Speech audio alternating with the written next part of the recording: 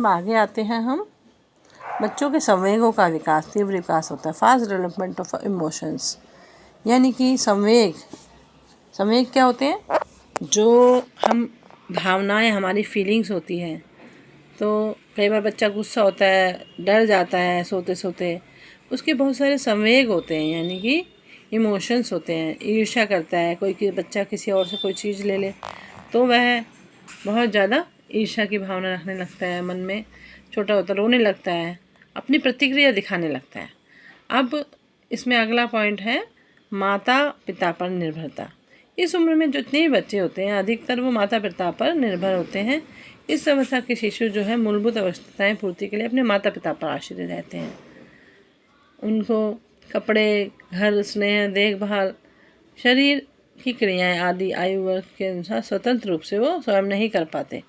उनको माता पिता के अधीन, माता पिता के ऊपर ही आश्रित रहना पड़ता है। आत्म प्रदर्शन। इस आयु के वर्ग के बच्चे जो होते हैं बहुत आत्म प्रदर्शन यानी कि अपना सेल्फ असर्शन, वो चाहते हैं मेरी बात सब सुने। और छोटे बच्चे होते हैं वो अपना ध्यान आकर्षित करने की कोशिश करते हैं। तो यह कामना करता है कि वह उसकी आवश्यकताओं की पूर्ति की अवश्य की जाए और वह स्वयं मानता है और यह चाहता है कि लोग उसकी आज्ञा, उसकी बात को आज्ञा समझें।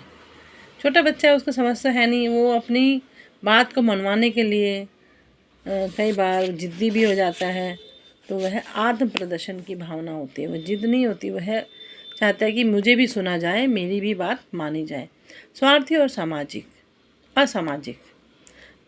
शिशु स्वार्थी और असामाजिक अधिक होता है। उसे स्वार्थी और असामाजिक होने का मूल अर्थ नहीं पता होता। उसमें मासूमियत होती है वैसे, लेकिन पहले 2 वर्ष में उसको इतनी समझ नहीं होती। उसे सिर्फ अपने से मतलब होता है, अपनी चीज़ खानी है, मुझे चाहिए, मुझे लेना है। तो 2 वर्षों के पश्चात सामाजिक होता चला जाता है और घुलना मिलना शुरू होता है। जब वो स्कूल जाता है, छोटी छोटी जगह लोगों से मिलता है। अच्छा, आगे है संवेगात्मक रूप से अस्थिर। कई बार बच्चे बहुत जल्दी जो है रिएक्ट करते हैं। शैशवावस्था में छात्रों में संवेगात्मक विकास तीव्रता से होता है। उनकी संवेगात्मकता जो अस्थिर होती है, स्थिर मतलब फिक्स, अस्थिर मतलब जो अनस्टेबल।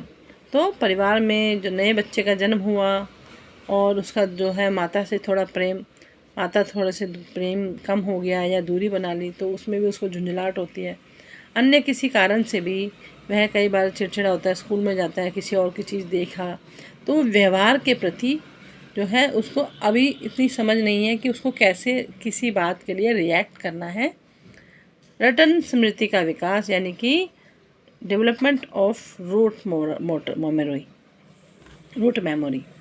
शैशवावस्था की स्मृति में का विकास होता है, लेकिन यह रटन स्मृति के रूप में इस अवस्था में जो है तर्क शक्ति अभी विकसित नहीं होती। सिर्फ वो रटने वाली पद्धति, यानी कि कुछ हम उसको सुनाएंगे। छोटे बच्चे आपने देखा होगा कि बहुत सारी पोएम्स हम बचपन में सुनाते हैं और उसको सिखाते हैं, तो वो बहुत जल्दी सीख जाते हैं। तो रटने की प्रवृत्ति उनके उस समय होती है। सीखने की प्रक्रिया में तीव्रता, बहुत जल्दी सीखता है। व्यवहार को जैसे देखता है वैसा ही वो उसको सीखने की कोशिश करता है, वैसी ही हरकत करता है। नकल करने की प्रवृत्ति, यानी कि जैसा भाई बहन कर रहे हैं वैसा ही वही करेगा।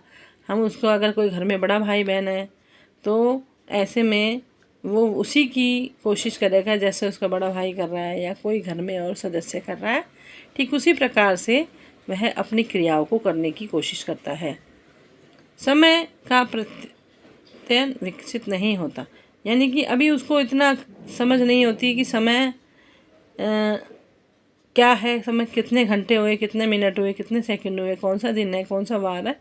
यह सब चीज़ें धीरे धीरे समय संबंधी धारणाएं विकसित होती है, अभी इस समय नहीं होती। जिज्ञासा का विकास यानी कि क्यूरोसिटी, हर चीज़ को वो है पूछने और जानने की कोशिश करता है। क्यूरोसिटी होती है, ऑब्जर्वेशन होता है, अवलोकन होता है। हर चीज़ जो होता है देखता है, लेकिन अभी उसके अंदर इतनी क्षमता नहीं आती, लेकिन उसको अंदर क्यूरोसिटी रहती है कि ये क्या है, ये क्या है, ये कैसे होता है। तो प्रश्न पूछने की आदत उसकी जो है विकसित होती है। काम प्रवृत्ति, तो इसमें है सेक्स टेंडेंसी। फ्रायड के अनुसार इस अवस्था में काम प्रवृत्ति या लैंगिक जो है भावनाएं जो होती हैं किशोरावस्था की तरह सक्रिय ही होती हैं। लड़का अपनी माता की ओर और लड़की अपने पिता की ओर अधिक झुकाव रखती है।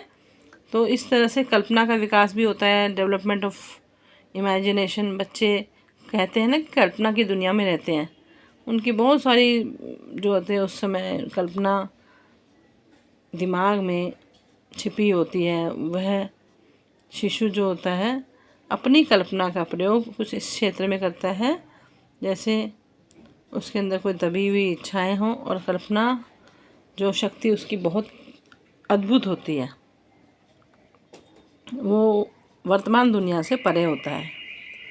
खेलने की आदतें, प्लेइंग हैबिट्स, ये आप सभी को मालूम होगा कि बच्चा जो है बचपन से ही खेलने के लिए आतुर होता है। कोशिश उसे धीरे धीरे वह दूसरे बच्चों के साथ खेलना पसंद करता है। छोटा शिशु अकेला रहना पसंद करता है, लेकिन धीरे धीरे वह दूसरे के निकट आने की कोशिश करता है और इन अवस्थाओं से गुजरता है। और वह अपने आयु वर्ग के बच्चों के साथ खेलकर बहुत ही संतोष और आनंद महसूस करता है।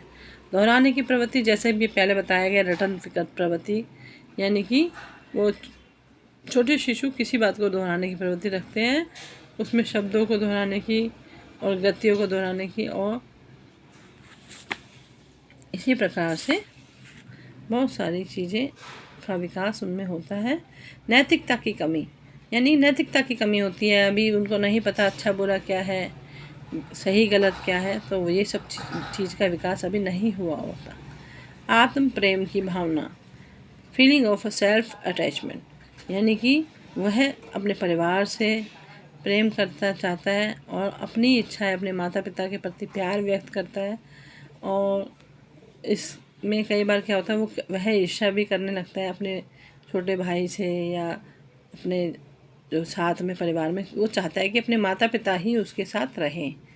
तो व्यवहार के आधार पर मूल प्रवृत्तियाँ, यानी कि उसके सब चीज़ों का विकास हुआ है, वह हर चीज़ से धीरे धीरे वाकिफ़ होने लगता है। तो शैशवावस्था में के विकास में तीव्रता होती है, माता पिता पर निर्भरता, आत्म प्रदर्शन, स्वार्थी और सामाजिक संवेगात्मकता, अस्थिरता, रटंत स्मृति का विकास, सीखने की प्रक्रिया में तीव्रता, नकल की प्रवृत्ति, समय का प्रत्यविकसित और व्यवहार का आधार, मूल प्रवृत्तियाँ, आत्म प्रेम की भावना, नैतिकता की कमी, दोहराने की प्रवृत्ति, खेलने की आदतें, कल्पना का विकास, काम प्रवृत्ति, जिज्ञासा का विकास।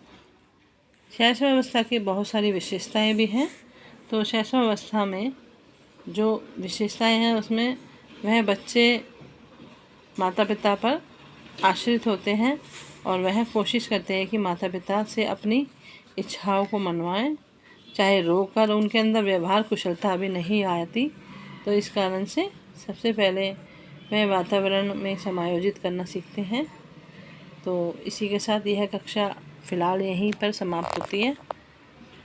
और भी किसी तरह के नोट्स की आवश्यकता हो तो कृपया मुझे संपर्क करें।